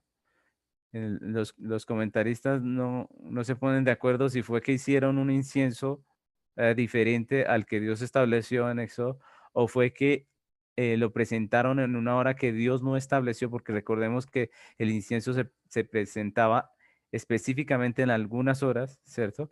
No se sabe cuál de las dos pasó, qué hicieron allí, pero el caso es que esa innovación, ¿cierto? Esa creatividad les costó la vida a Nadab y Abiú. Ellos hicieron algo que Dios no quería, que Dios no estableció. De ahí la importancia de lo que nos está mostrando el Señor. Nosotros no podemos salirle con una sorpresa a Dios, no. La realidad es que Dios es el soberano y Él ha establecido el cómo, Él ha establecido el diseño, Él ha establecido todo. Recuerden cuando David, por ejemplo, intentó llevar el arca eh, en una carroza. No se pudo. El arca debía ser llevada los hombros de los levitas, ¿no? Entonces, nosotros vemos todas estas cosas y nos damos cuenta que en Éxodo nos muestra mucho de la eclesiología. Ojalá nosotros pudiéramos tomar estos principios de Éxodo para nosotros, para la congregación. Ojalá la iglesia estudiara esa manera de ser de Dios, ¿no? Que no está buscando de nosotros nuevas ideas, que no está buscando de nosotros innovación, está buscando obediencia. Dios nos está llamando a la obediencia. Entonces, lo primero que vemos es eso, la instrucción para elaborar el tabernáculo. Ojo, hasta aquí no se ha elaborado el tabernáculo, ¿cierto? Las personas no están trabajando en el tabernáculo. No, en el capítulo 25 y todos estos versículos que siguen, es la orden de Dios para hacer, ¿no? Entonces nosotros encontramos en todos esos capítulos cómo debía hacerse la mesa de la proposición, cómo debía hacerse el candelero, es simplemente Dios hablando con Moisés en el monte, dándole el diseño, ¿no? El diseño del tabernáculo. En la próxima clase vamos a hablar de la elaboración, pero hasta aquí estamos hablando del diseño que Dios le da. Luego, lo siguiente que podemos ver ahí es acerca del sacerdocio, ¿no? Y es interesante aquí porque aquí empieza el sacerdocio con Aarón, ¿no? Capítulo 29 nos habla acerca de la consagración de los hijos de Aarón y de sus hijos, ¿no? Como los primeros sacerdotes. De nuevo, es Dios dando la orden para que Moisés lo haga, ¿no? Hasta aquí no lo está haciendo, simplemente es la orden de Dios. Dice en Éxodo 29, del 9 al 11, dice, le ceñirás el cinto a Aarón y a sus hijos, y les atarás las tiaras, y tendrán el sacerdocio por derecho perpetuo. Así consagrarás a Aarón y a sus hijos. Después llevarás el becerro delante del tabernáculo de reunión, y Aarón y sus hijos pondrán sus manos sobre la cabeza del becerro, y matarás el becerro delante de Jehová a la puerta del tabernáculo de reunión. Entonces aquí están hablando de la ceremonia que Moisés debía hacer con Aarón y sus hijos, ¿no? Era una ceremonia que incluía ponerles unas vestiduras especiales, sagradas, y después llevarlos a hacer un sacrificio. Y aquí vuelve y está implícito el asunto del sacrificio, ¿no? De la gracia de Dios, ¿no? En este relato, pues vemos que la designación del sacerdote debía ser la Moisés. Y vemos algunas cosas que son importantes. La primera es que el llamado del sacerdote era divino. Es decir, él no se pone a sí mismo, ¿no? El llamado del sacerdote era divino. Es decir, ¿quién llamó a Aarón? ¿Y quién llamó a sus hijos? ¿Quién llamó al pueblo, a los hijos de Leví después? Pues Dios es el que pone, Dios es el que llama a sus siervos. Y eso es muy importante para la eclesiología, ¿no? No es que yo me pongo, es que Dios me pone. Hay una ceremonia pública y hay todo un protocolo que Dios exige, ¿no?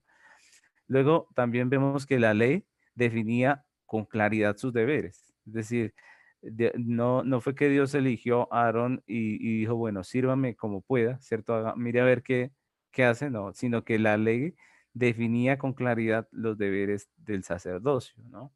Entonces es muy importante. Primero, que el Dios fue el que lo escoge y lo pone, lo llama, ¿cierto? Pero segundo también, que Él define cuál es su oficio. Entonces, también es importante. Y lo tercero que podemos ver ahí es que el culto que ofrecía el sacerdote, pues estaba centrado en Cristo y en el Evangelio, prácticamente, ¿no? Recordemos que todo lo que es el tabernáculo, su diseño, el mobiliario, y la forma en que se ofrecía el culto en el tabernáculo, pues hablan de la gracia, hablan del pecado del hombre, ese es el evangelio, del pecado del hombre, de la soberanía de Dios, de la ira que merece, pero también habla acerca de la gracia de Dios, del Cordero, ¿cierto? De la imputación del pecado, de la justificación. Mejor dicho, es el evangelio allí expresado en ese culto. Y el oficio del sacerdote es curioso, ¿no? El oficio del sacerdote, el principal oficio del sacerdote era ofrecer el animal delante de Dios, ¿cierto? Ofrecer el sacrificio, ¿no? Y eso es muy interesante, porque el culto giraba en torno a Dios, y son tres cosas que nosotros debemos rescatar, ¿no? De esta eclesiología hoy en día, que eso nos muestra, ¿no? Primero, que nosotros los siervos de Dios no nos llamamos a nosotros mismos, ¿cierto? No es que yo me puse, no es como algunos dicen que voy a abrir una iglesia como el que abre una panadería, o no, sino que es un llamado, Dios pone, Dios llama y designa, hay una ceremonia, hay una ordenación, es decir, hay un asunto oficial. Segundo, también que Dios define cuál es nuestro oficio como siervos de Dios, ¿no? Dios define cuál es el oficio del pastor, no es la iglesia, no es el hombre, no, es Dios el que define el oficio del pastor. Y el pastor está principalmente para enseñar la palabra y para orar delante de Dios. Ese es su oficio principal. Hoy en día se cree que el pastor es el que hace obra social, es el que, bueno, hay una cantidad de oficios que le ponen al pastor y que si no vive de acuerdo a todo esto, pues entonces no es pastor, pero la Biblia lo llama a predicar el evangelio. Ese es su fuerte, es lo que debería hacer, ¿no? Y el culto, al igual que el culto que ofrecía el sacerdote, pues no giraba en torno al hombre, sino en torno a Dios y al sacrificio de Cristo. Y eso también es muy importante porque hoy en día muchas veces se pone al hombre como el centro de, ¿cierto? De la obra, de la iglesia, no. El centro de todo esto es Cristo, ¿cierto? Se ofrece para Cristo. Todo lo que se hace para Cristo, en torno a Cristo. La predicación debe girar en torno a Cristo, a su palabra, a su sacrificio, a su iglesia, a su ley, ¿cierto? Y es lo que nosotros vemos allí en el Éxodo y que también nos sirve mucho a nosotros como creyentes, como iglesia, en cuanto a la eclesiología, ¿no? Nosotros estamos llamados también a vivir de acuerdo a estas tres cosas que son importantes para el sacerdocio, ¿no? Recordemos que antes era el sacerdote en el pacto prometido, era el sacerdote, era el tabernáculo, eran las ofrendas. En el Nuevo Testamento, la Biblia nos muestra cómo el oficio es la predicación del Evangelio, ¿no? El predicar a Cristo. Sigue siendo Cristo el centro. Sigue siendo Cristo. Ya nos llamamos, no somos llamados sacerdotes, sino pastores, pero Cristo sigue siendo el mismo, el centro de todo. Cristo sigue siendo el que proclamamos nosotros como siervos de Dios. Hay un servicio a Dios, hay un pastor, hay una iglesia, lo mismo que estamos viendo hoy en día. Entonces, esto es importante también, lo del sacerdote. Pasamos al otro tema, que es acerca de Bezaleel y Aholiab. Este lo puse allí porque como sabemos, estamos viendo los énfasis, ¿no? Que hace la Biblia. Y uno énfasis que hace la Biblia es acerca de estos dos personajes. Le dedica una buena parte a estos dos personajes. Recordemos que está Moisés allí recibiendo las órdenes de Dios. Dios le dice cómo va a ser el santuario, ¿cierto? Dios le dice cómo va a ser la consagración de Aarón y de sus hijos como sacerdotes, pero también le dice al final acerca de las personas que van a ayudar en la obra para la construcción del tabernáculo. Es decir, miren cómo Dios no se le escapa nada, no, él no le deja a Moisés a su creatividad o a su ingenio el buscar el cómo hacer esto, ¿no? Dios ya establece quién va a hacer todas estas cosas. Entonces dice nuestro texto allí en Éxodo 31, del 1 al 6, dice, habló Jehová a Moisés diciendo, mira, yo he llamado por nombre a Bezaleel, hijo de Uri, hijo de Ur, de la tribu de Judá, y lo he llenado del Espíritu de Dios, en sabiduría y en inteligencia, en ciencia y en todo arte, para inventar diseños, para trabajar en oro, en plata y en bronce, y en artificio de piedras para engastarlas, y en artificio de madera para trabajar en toda clase de labor. Y he aquí que yo he puesto con él a Aholiab, hijo de Ahisamac, de la tribu de Dan, y he puesto sabiduría en el ánimo de todo sabio de corazón, para que hagan todo lo que he mandado. Entonces, aquí vemos el orden de Dios, ¿no? Dios está llamando por nombre a estos dos personajes, ¿no? Dos personas que hacían parte del pueblo. Ellos mismos tal vez ni sabían que Dios estaba hablando de ellos allí con Moisés, pero Dios ya los había escogido, los había preparado, a través de la vida, los había eh, preparado para esa hora, ¿no? Y nosotros vemos, esa es la soberanía de Dios allí, ¿no? Dios estableció todo esto, ¿no? Si nosotros vemos, Dios se encargó de todo. Dios ya traía personas que sabían. Miren, miren nada más los diferentes oficios que nos muestra este texto. Yo no sé cómo ellos pudieron aprender todas estas artes, pero ellos sabían hacer esto, ¿no? Trabajar con piedras, ¿cierto? Trabajar con telas, trabajar tantas cosas, el bordado, hacían muchas cosas. Es decir, estas personas que Dios está nombrando aquí, ellos saben muchos artes, ¿no? Y Dios ya los tenía apartados, ya los había preparado. ¿Cómo? No sabemos, ¿no? Y es lo interesante, ¿no? Dios prepara al que vaya mal. Y a veces las situaciones de la vida que parecen difíciles, que nosotros no entendemos, son parte del camino por donde Dios quiere que nosotros transitemos, porque tiene un propósito más adelante.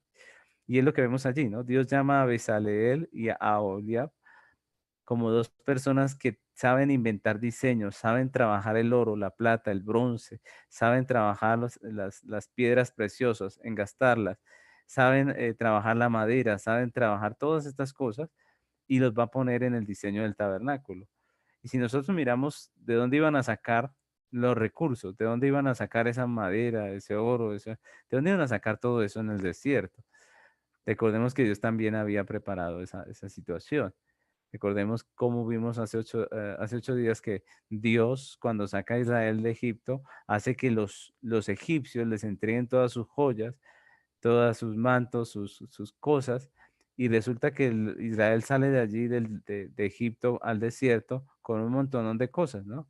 De dinero, de oro, que era en ese tiempo lo que tenía valor, ¿no? De oro, de plata, de piedras preciosas, salen con todas estas cosas, y uno dice, bueno, ¿qué van a hacer un pueblo en el desierto con un poco de todas estas cosas, ¿no? Van a ser presa de los ladrones, ¿qué va a pasar con ellos? Pero Dios todo esto lo tiene arreglado para que esto termine siendo aquello que van a usar para la elaboración del tabernáculo. Entonces nosotros vemos la obra de Dios completa, ¿no? Dios tiene todo bajo control, Dios tiene todo arreglado, ¿no? Y hay cosas que uno no entiende en la voluntad de Dios, ¿no? Uno de pastor, ¿no? Me pasa que hay cosas que Dios dice, que Dios no permite que pasen, que Dios, uno lucha por que pasen, pero no pasan. Y uno dice, bueno, ¿qué pasa, no? Y pues es Dios el que está allí, ¿no? Y es lo que nos debe dar tranquilidad. Dios está en control. Dios tiene las personas apropiadas. Dios tiene el tiempo apropiado. Dios tiene todo apropiadamente, ¿no? Y esto nos deja ver también cómo Dios se sirve de su pueblo para hacer su obra. Tenemos una mala costumbre, no sé si solamente es aquí en Colombia o en todo lado, que muchas veces la gente recarga, los creyentes recargan toda la obra de la iglesia en el pastor y en su familia, ¿no? Generalmente la familia viene a ser la que ayuda en todo, ¿no? El pastor y su familia, y ellos se encargarán de todo. Y lo que vemos aquí en este texto con el que estamos finalizando esta parte es que Dios llama a su pueblo todo, a la colaboración para la obra del tabernáculo, ¿no? Estos dos hombres iban a liderar la construcción del tabernáculo. Ellos no iban a hacerlo todo. Ellos sabían hacerlo, pero había muchas personas allí que iban a ayudar, ¿no? Realmente el tabernáculo lo hicieron entre todos los hijos de Israel. Entre todo ese pueblo ayudaron a construir el tabernáculo. Recordemos que había que moldear oro, ¿cierto? Había que hacer muchas cosas, había que tejer pieles, había que hacer demasiadas cosas. Y la Biblia nos muestra cómo estos dos hombres, Bezaleel y Aholiab, lo que hacen es enseñar a las personas y entre todos llegan a la construcción del tabernáculo. Hasta aquí solamente es la orden que está dando Dios acerca de esa elaboración, pero vemos cómo Dios en sus planes tiene el trabajo no solamente de Aarón y de sus hijos y de los levitas, sino que Dios llama a todos a comprometerse en la obra, ¿no? Eso nos deja ver el compromiso con el que debemos tener todos los creyentes, con el culto, ¿no? El compromiso que deben tener todos los creyentes con la iglesia.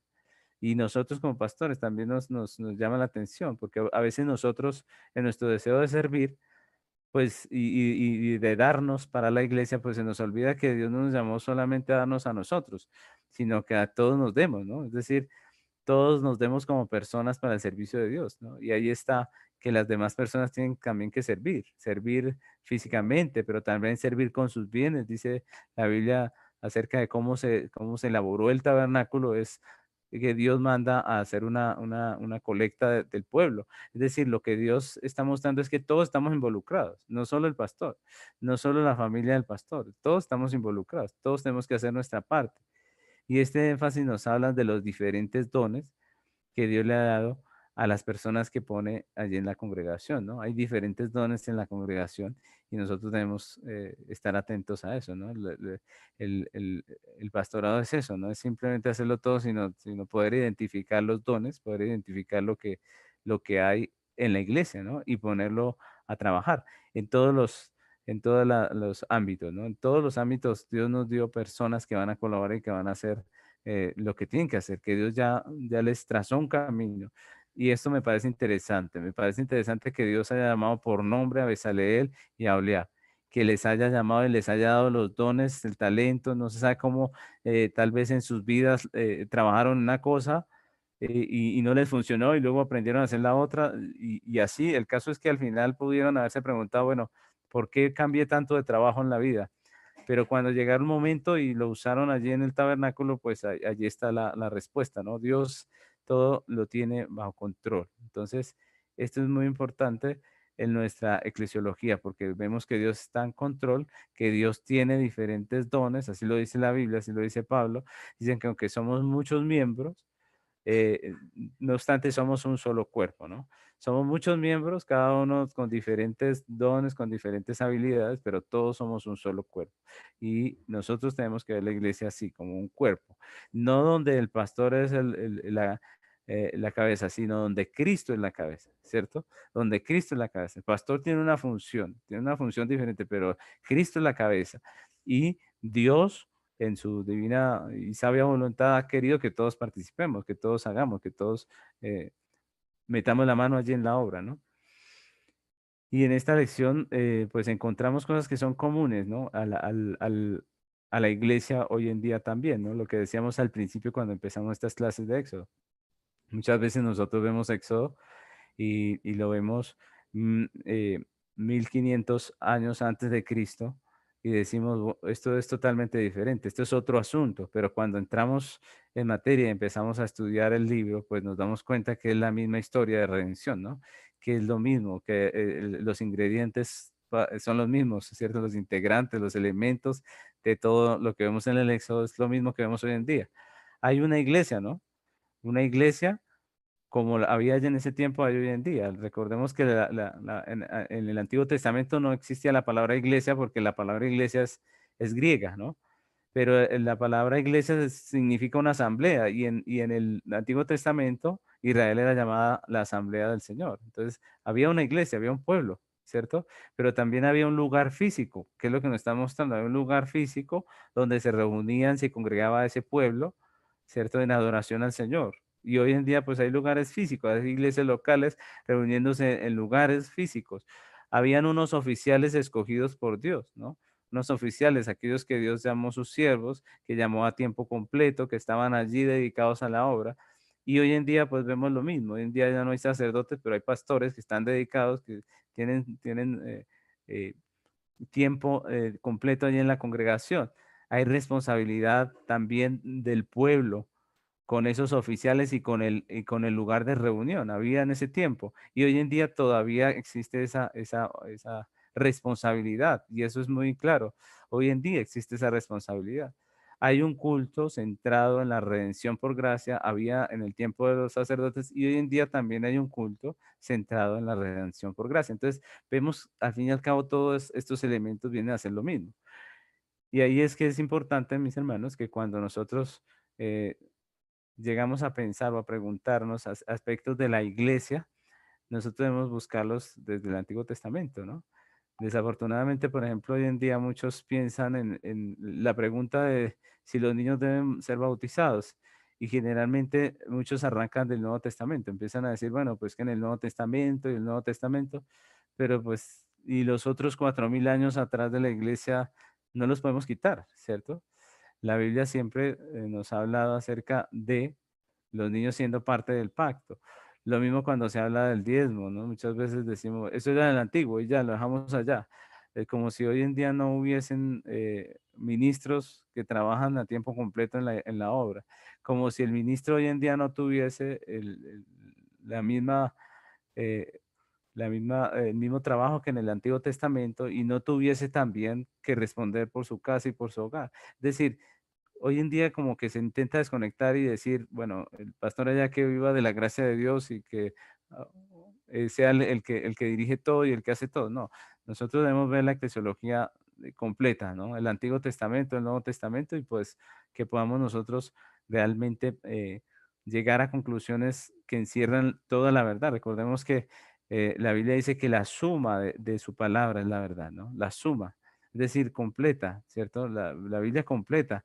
Lo que se enseña en el Nuevo Testamento tiene que estar en el Antiguo, ¿cierto?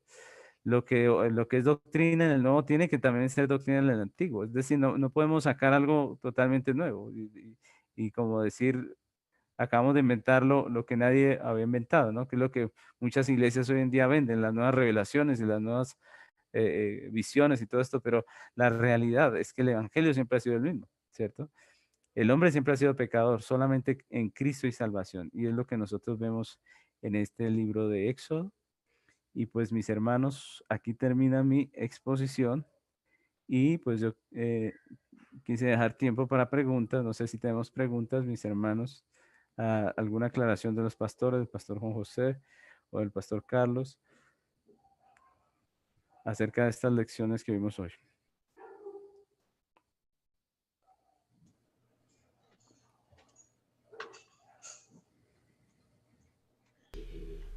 De mi parte, no, pastor, todo muy claro, excelente. Bueno, pastor. ¿Algún hermano que tenga alguna pregunta acerca de lo que acabamos de mirar en Éxodo?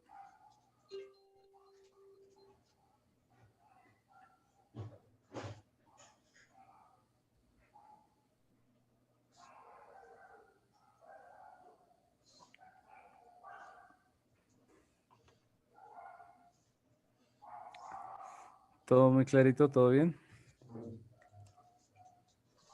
Pastor Juan José, ¿tiene algo que aportar acerca del tema?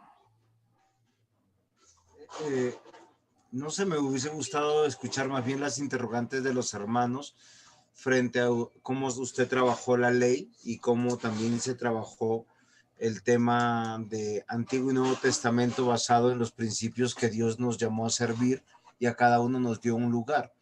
Eso sería importante manifestar porque nosotros a veces pensamos en la iglesia, Nuevo Testamento, aunque como presbiterianos básicamente, nosotros tenemos una comprensión de la continuidad de la iglesia y de la salvación.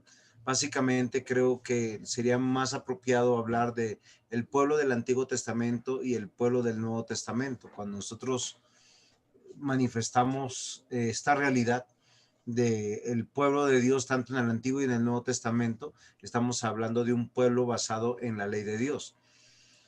Para aspectos de la teología, en la teología se ha manejado la ley moral, la ley civil, la ley litúrgica, la ley ceremonial.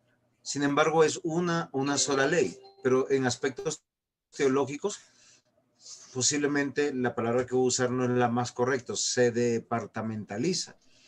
Sin embargo, simplemente es para hacer algunas precisiones, entendiendo que el pueblo de Dios está dentro de una nación, y esa nación tiene un gobierno civil, pero recordemos que el Israel que estamos hablando del Éxodo está bajo la teocracia de Dios, o sea, donde Dios está gobernando, aunque no era el plan, porque muchos hablan de ese plan de que Saúl fue puesto porque pidió el pueblo un rey. No, el plan de la monarquía está desde Génesis 49, cuando Jacob le dice a Judá que él se sentará en el trono de su descendencia, habrá un rey, y ya nos anuncia una monarquía. El pecado del pueblo fue querer tener un monarca como los otros, un monarca porque el rey sentado en su trono es Cristo.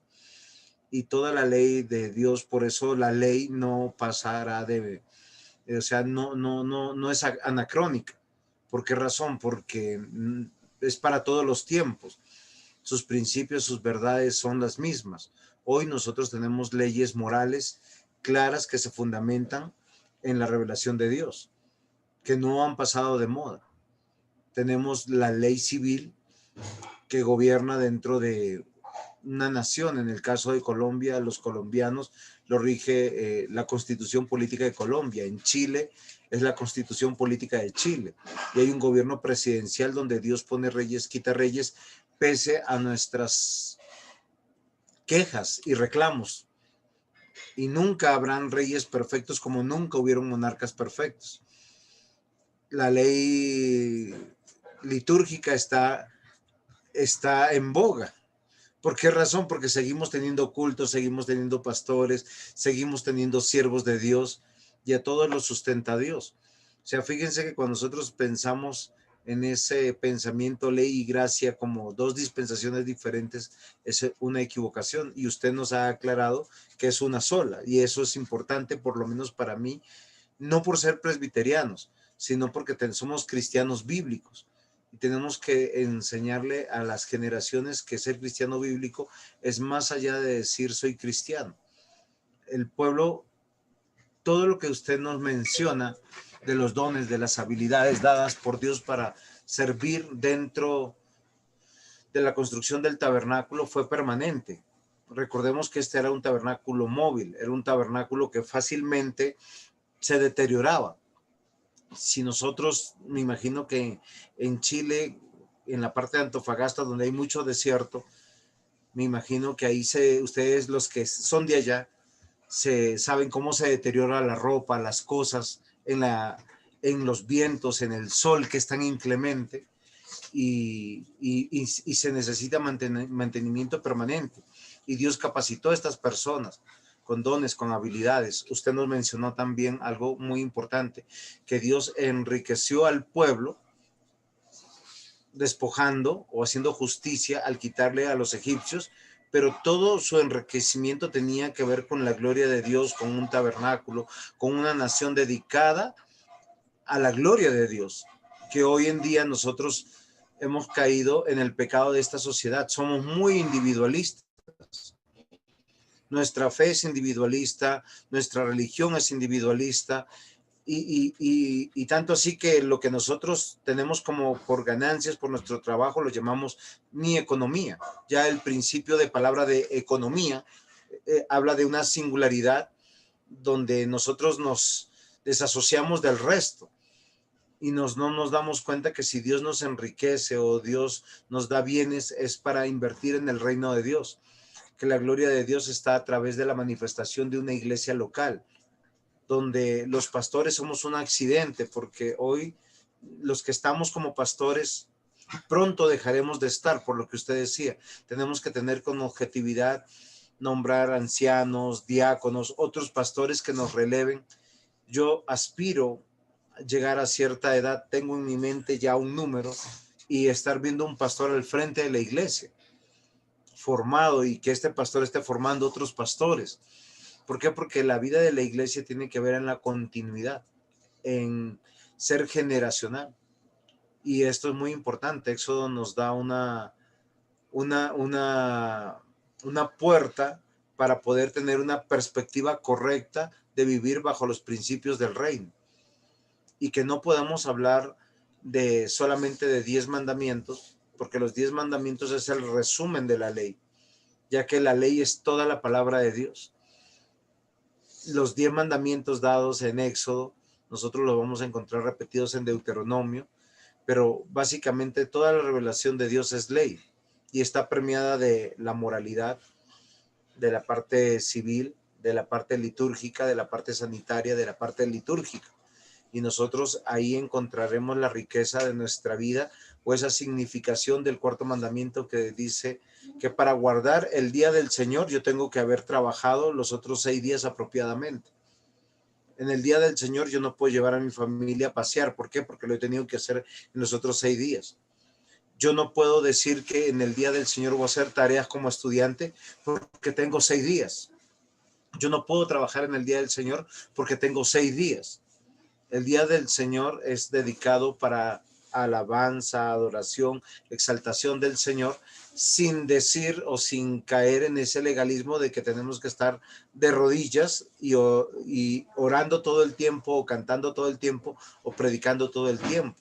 Hay muchos aspectos que es un día exclusivo para una oportunidad de poder adorar a nuestro Dios particularmente. Y esto es muy importante porque usted lo vio en Éxodo y nos lo ha compartido.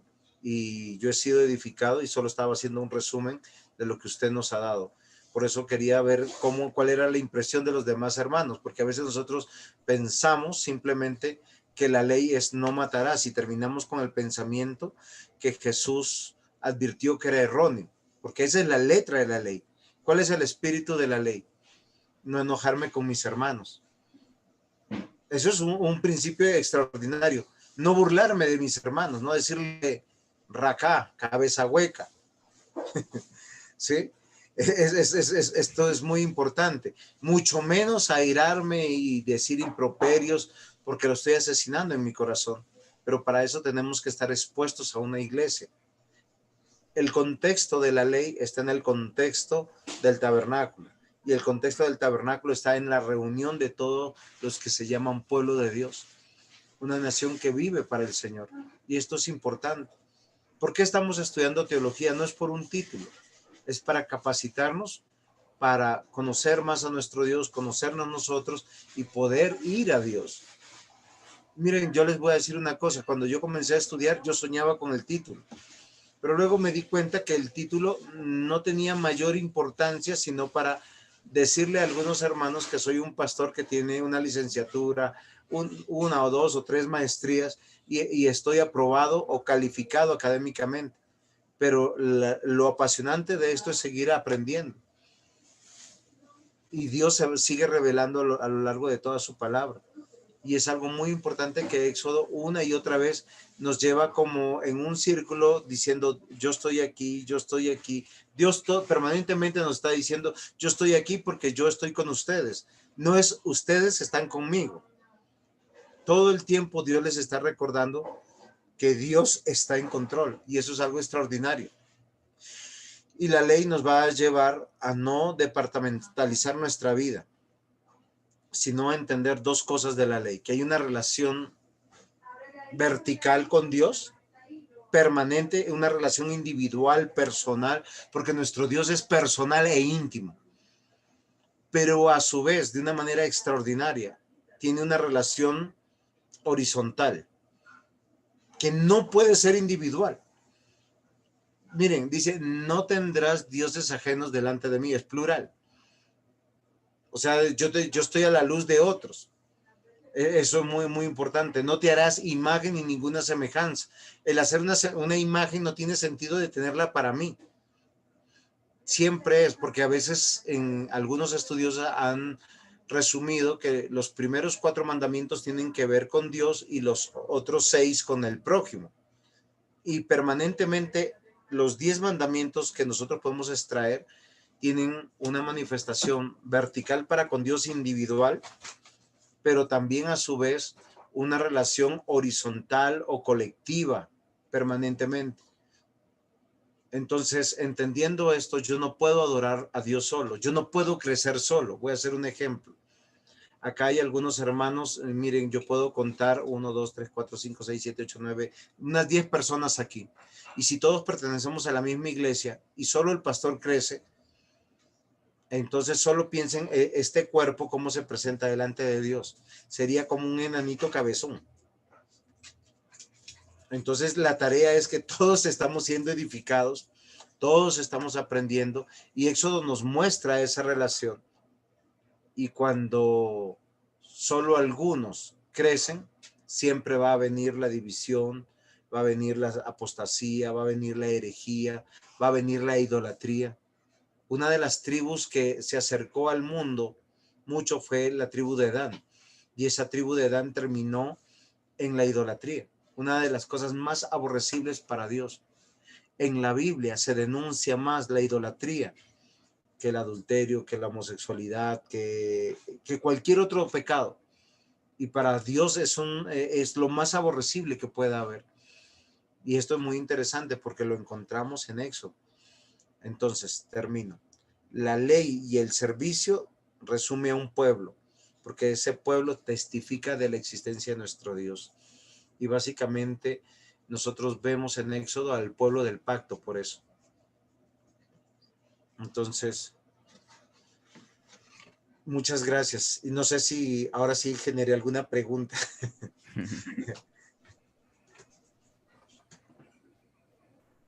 O todo está bien.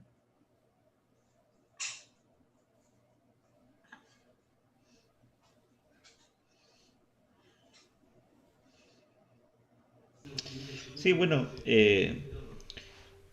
comprendiendo comprendiendo la multiplicidad de iglesias que tenemos en el seminario, obviamente que el tema de Éxodo es fundamental porque, como decía el pastor, los pastores, las escrituras son una unidad orgánica, no fragmentada, y de alguna manera, después de la reforma, al pasar el tiempo y al llegar estas corrientes nuevas que finalmente han formado todas las denominaciones bajo las cuales muchos de nosotros, me incluyo yo, hemos sido formados, denominaciones que adquirieron con el tiempo esta perspectiva dispensacionalista, obviamente que nos han perjudicado a todos nosotros en alguna medida respecto al cumplimiento de la ley de Dios, porque al pertenecer a denominaciones,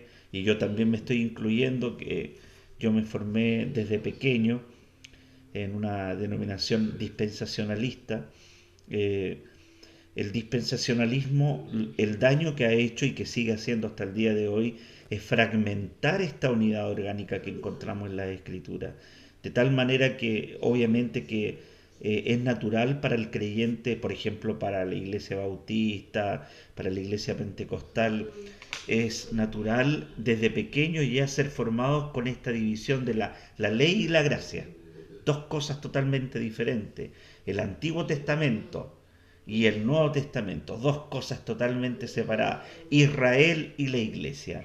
Esta fragmentación obviamente que ha generado no solamente un daño respecto a la teología, sino que ha generado un daño respecto a la vida espiritual del creyente. Porque si nosotros creemos algo que no es, el resultado de esa falsa creencia va a dar como resultado una adoración equivocada. Si yo estoy equivocado en lo que creo respecto a Dios, no voy a poder adorar tampoco adecuadamente al Señor. Y esto involucra todos los aspectos que hemos visto hoy día. Involucra el concepto del día de reposo, ¿no? Involucra el concepto del día del Señor, involucra en realidad todas las cosas. Entonces, yo creo que hablando de Éxodo y desde la perspectiva de que Éxodo representa un acto deliberado de parte de Dios de redención, de sacar a su pueblo de donde estaba, como una sombra y una figura de la redención final elaborada por Cristo, realizada por Cristo. Éxodo también confronta a la comunidad del pacto, el pueblo de Israel que está en esclavitud, lo confronta con su propia fe. Lo mueve desde un punto hacia otro y lo mueve a realizar cambios efectivos y cambios que han sido mandatados por Dios a través de la ley. Entonces, haciendo un poco una aplicación para nosotros como estudiantes del seminario, y aquí tenemos muchos pastores, ¿no? Tenemos el pastor Richard, tenemos, no, se fue el otro pastor, pero aquí hay varios pastores estudiando. Entonces, el tema es de qué manera el estudio teológico y el mismo estudio que estamos realizando ahora, el libro de Éxodo, de qué manera nos confronta a nosotros para poder movernos de donde estamos y descubrir en qué cosa estamos mal. Y si descubrimos que estamos mal en algo, ¿nos vamos a mover o nos vamos a quedar ahí mismo? ¿Por qué lo menciono? Porque la realidad nuestra en Latinoamérica es esa, Yo tengo, pero una multiplicidad de amigos pastores de otras corporaciones con los que hemos charlado, pero horas incalculables en la noche, pastores pentecostales. Y cuando llegamos a la importancia de estos temas, muchos de ellos se han dado cuenta de que están mal en algo, pero no pueden moverse de donde están, porque moverse muchas veces para muchos va a significar ser expulsados de su denominación, va a significar que van a perder gran parte de la membresía de su iglesia, va a significar establecer demasiados cambios. Y finalmente las iglesias en Latinoamérica que van descubriendo de a poco una teología más sana, más correcta, se ven enfrentados a esta difícil decisión, a una encrucijada. ¿Qué hago ahora? ¿Qué hacemos ahora que estamos teniendo este conocimiento? ¿Llevo a mi iglesia hacia allá o me quedo aquí mismo donde estoy? Y claro, esto representa algo muy complicado, muy complicado. Nosotros mismos como familia estamos insertos en un área acá en Chillán donde muchas iglesias pentecostales se han dividido y han emigrado hacia una fe reformada, pero con un costo alto. Yo estoy pensando, bueno, aquí, a ver, Gonzalo me va a entender. Bueno, Gonzalo sabe, no puedo ocultar, y Cristian igual, y el hermano Luis igual. Eh, por ejemplo, los costos que tuvo, estoy pensando en la iglesia del pastor Robinson Gonzalo, en los costos que él tuvo que pagar cuando él llevó a su iglesia hacia una fe reformada, perdió más de la mitad de la congregación, tuvo que irse de la denominación y otros pastores acá en Chillán igual. Sin embargo, al caminar, al pasar el tiempo, Dios ha traído bendición y Dios ha comenzado a reformar de alguna manera a las iglesias hacia una doctrina más sana. Quería hacer esta reflexión porque yo sé que cuando vamos comprendiendo estas cosas, de pronto en el corazón uno va llegando a una encrucijada. ¿Qué hacemos ahora? ¿Hacia dónde ir? Entonces, lo importante acá es que Dios nos manda a ser fieles con Él. Como decía el pastor Henry, eh, no es una cuestión nuestra, no es una cosa de que nosotros innovemos, que planifiquemos, que veamos cómo lo podemos hacer. Es un tema de obediencia a Dios. Y en la medida que Dios va alumbrando nuestro corazón, nuestro entendimiento, nosotros nos tenemos que acomodar ahora a la palabra de Dios. No importa el costo, siempre va a haber un costo que pagar. Pero lo importante finalmente es estar en la voluntad de Dios, obedecer a Dios y permitir que Dios nos abrace con su gracia. Y Él va a poner las cosas en su correcto orden. Yo creo que mi hermano Luis Águila ya también debe pensar estas cosas porque nos conocemos de hartos años atrás y él mismo salió de un contexto de dispensacional y hay hartas historias que podríamos contar los dos juntos. Mi hermano Luis ahora pertenece a una iglesia presbiteriana allá en su ciudad reformada, donde pastorea un muy buen amigo. Pero esta es la realidad, Pastor Dávila, nuestra acá en Chile. ¿Ya? Pero es la misma, Hay una lucha. es la misma acá en Colombia. No, no hay diferencia, pero podemos concluir teológicamente. Una buena ortodoxia nos lleva a una buena ortopraxis y una buena ortopraxis nos lleva a una buena ortopatía. Es algo que nosotros debemos entender. Dios es el que sacude a su pueblo para purificarlo, para limpiarlo. Lo hizo en el Éxodo y solo quedaron dos pies en firme. No estoy diciendo que solo quedaron dos salvos, pero solo quedaron dos con la capacidad de poder dirigir y decir, este es Dios y Dios está con nosotros. Éxodo nos va a hablar de lo que es realmente la santificación, la purificación y todo lo que tiene que ver con agradar a Dios. Porque cuando nosotros no agradamos a Dios, y Éxodo lo muestra, que su propio pueblo es evidenciado, es sacudido y sus pecados salen a la luz. Y eso terriblemente trae connotaciones de sufrimiento al pueblo, connotaciones de disciplina y de castigo. Por eso nosotros tenemos los gobiernos que tenemos, porque nosotros no somos valientes, porque nosotros muchas veces tenemos algo acá en la cabeza y no lo tenemos en el corazón, porque no hacemos la tarea que nosotros tenemos que hacer, porque ser creyentes implica abandonar los ídolos de este mundo y seguir a nuestro Dios, vivir la libertad que el Señor nos ha dado, esa libertad que costó la preciosa vida de nuestro Señor Jesucristo, que es lo único valioso que tenemos. Pero no sigo porque si no después paso la bolsa de la ofrenda y PayPal cobra muchos intereses. Un fuerte abrazo. Yo les agradezco mucho, me tengo que despedirme, tengo una visita. Quiero saludar y que el Señor los bendiga. La próxima clase, para terminarnos, vamos a terminar con el curso del pastor José Henry. Entraremos en un receso, espero no de más de 2 o 3 semanas. Estamos en sus manos, pastor. Bendiciones y gracias a todos. Gracias, pastor. Feliz Navidad, no es pecado, creo decir. El año nuevo será mejor o peor, pero lo importante es que Cristo esté con nosotros. Amén. No se preocupe. Amén. Bendición. Bueno. Pastor Henry, lo dejo para que cierre su... O no sé si hay una pregunta ahí. ¿Hay alguna pregunta antes de orar? Bueno, vamos a orar entonces y darle gracias al Señor.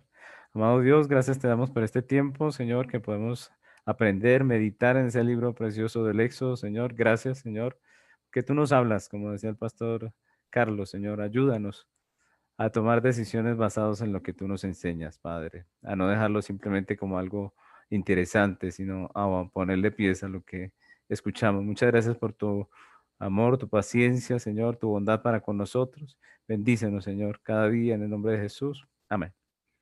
Dios los bendiga. Bendiciones, Pastor Carlos. Bendiciones a todos. Bendiciones. Saludos. Buenas noches, bendiciones. Buenas noches. Muchas gracias. Bendición. Chao, hermanos.